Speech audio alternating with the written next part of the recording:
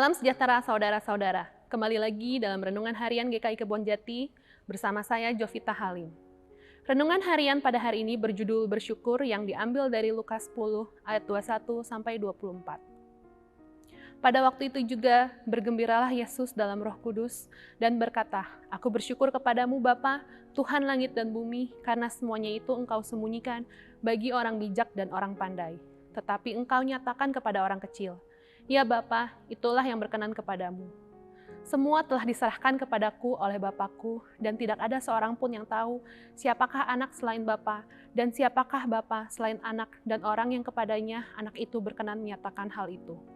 Sesudah itu, berpalinglah Yesus kepada murid-muridnya tersendiri dan berkata, "Berbahagialah mata yang melihat apa yang kamu lihat, karena aku berkata kepada kamu, banyak nabi dan raja ingin melihat apa yang kamu lihat, tetapi tidak melihatnya, dan ingin mendengar apa yang kamu dengar, tetapi tidak mendengarnya." Dari bacaan barusan, Tuhan mengajar kita untuk bersyukur dan berbahagia atas semua hal, baik hal kecil maupun hal besar. Bersyukur atas kesempatan untuk melihat, bernafas, mendengar, dan mengenal Tuhan. Lebih mudah mengucap syukur di saat kita bahagia atau senang, namun saat sedih sulit bagi kita untuk mengucap syukur.